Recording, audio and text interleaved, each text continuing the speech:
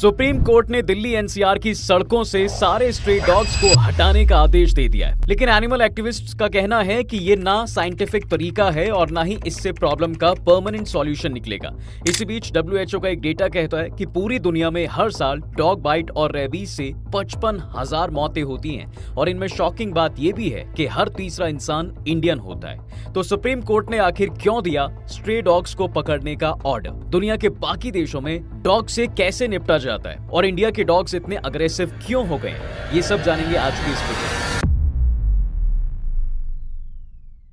देखिए साहब, 11 अगस्त को जस्टिस जेबी पारदीवाला और जस्टिस आर महादेवन के बेंच ने कहा कि एक छोटे बच्चे को किसी भी हाल में रेबीज का शिकार नहीं होना चाहिए और लोग बिना डर के घूम सकें। कोर्ट ने नोएडा, गुरुग्राम, गाजियाबाद समेत पूरे दिल्ली एनसीआर में स्ट्रे डॉग्स को पकड़कर 5,000 क्षमता वाले डॉग शेल्टर में रखने, नसबंदी, वैक्सीनेशन और सीसीटीवी की सुविधा सुनिश्चित करने का आदेश दिया है।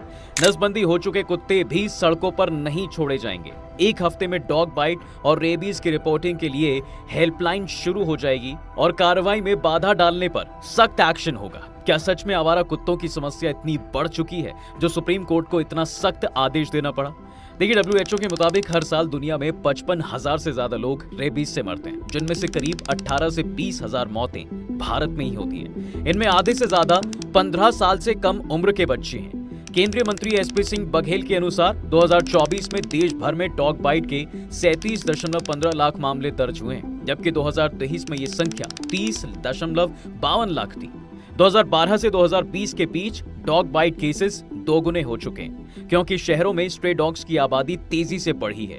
2019 की ऑफिशियल काउंटिंग के मुताबिक इंडिया में डॉग्स की पॉपुलेशन 1.5 करोड़ थी, लेकिन एनजीओस के एस्टिमेट्स के हिसाब से ये 6 करोड़ से भी ज्यादा हो सकती है। स्ट्रे डॉग्स की पॉपुलेशन बढ़ने का मेन रीजन है सिटीज का बढ़ता गार्बेज, क्योंकि ये स्कैवेंजर डॉग्स खाना कचरे से ढूंढते हैं, इसलिए डंप यार्ड्स और गार्बेज साइट्स पर इकट्ठा हो जाते हैं और धीरे धीरे डेंस रेजिडेंशियल एरियाज तक भी आ जाते हैं। अब क्या वजह रही कि स्ट्रे डॉग्स का नेचर इतना वायलेंट हो गया? देखिए, एनिमल एक्टिविस्ट कावेरी राणा भारद्वाज के मुताबिक पिछले कुछ सालों में स्ट्रे डॉग्स ज्यादा वायलेंट हो गए हैं और इसके पीछे हमारी ही कुछ गलतियां हैं।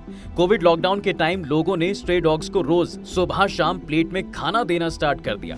इससे उनका नेचुरल स्कैवेंजर हैबिट ही चला गया। वो स्नेक्स, रैट्स या गार्बेज से फूड ढूंढना बंद करके पेट डॉग्स की तरह बिहेव करने लगे। लॉकडाउन के बाद जब खाना देना बंद हुआ तो वो अग्रेसिव होते चले गए। जब स्ट्रीट पे किसी स्पॉट पर डेली फीड किया जाता है तो डॉग उस एरिया को अपनी टेरिटरी मान लेता है और वहां आने वाले दूसरे कुत्तों और इंसानों के लिए आक्रामक हो जाते हैं। वेटरिनरी ऑफिसर डॉक्टर अभिषेक डाबर भी कहते हैं, अपना खाना खुद ढूंढने वाले आवारा कुत्ते हमारे लिए कचरा साफ करने वाले टूल की तरह थे।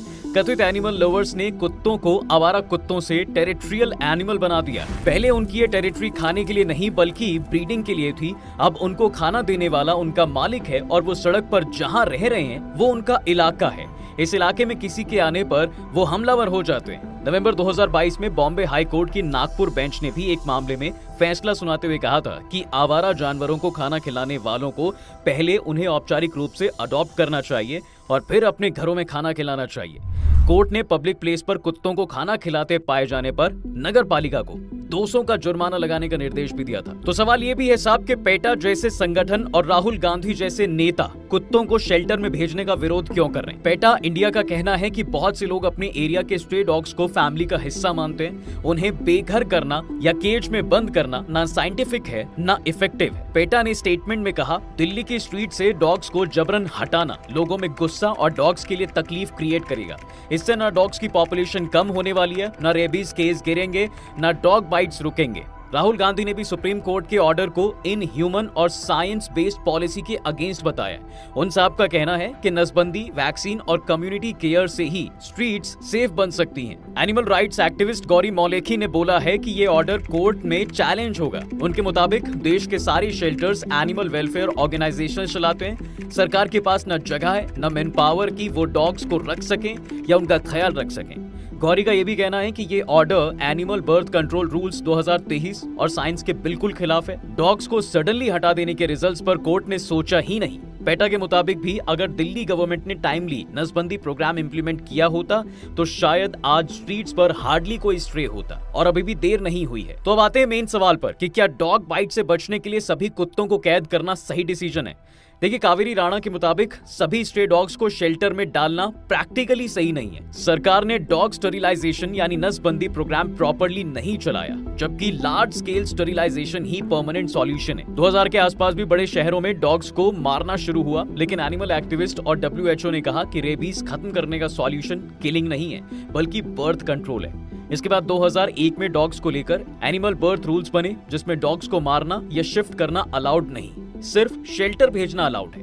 2015 में सुप्रीम कोर्ट ने भी कहा कि 2001 के रूल्स के ऊपर कोई रूल नहीं है। कावेरी का ये भी कह रहे हैं कि 20 साल बाद भी स्टरिलाइजेशन को सीरियसली नहीं लिया गया। 70% म्यूनिसिपैलिटीज ने प्रोग्राम शुरू ही नहीं किया। एक रिपोर्ट के मुताबिक नोएडा में 45,000 कुत्तों को नसबंदी किया गया, लेकिन नियर बाय एरिया से डॉग्स आने से कंट्रोल नहीं हो रहे हैं। गाजियाबाद में 25 साल से कोई नसबंदी प्रोग्राम नहीं हुआ है। केरला की तरह पूरे दिल्ली में एनिमल बर्थ कंट्रोल चलाना होगा, जिसमें डॉग्स को पकड़कर साथ ही एंटी रेबीज वैक्सीन भी दी जा सके।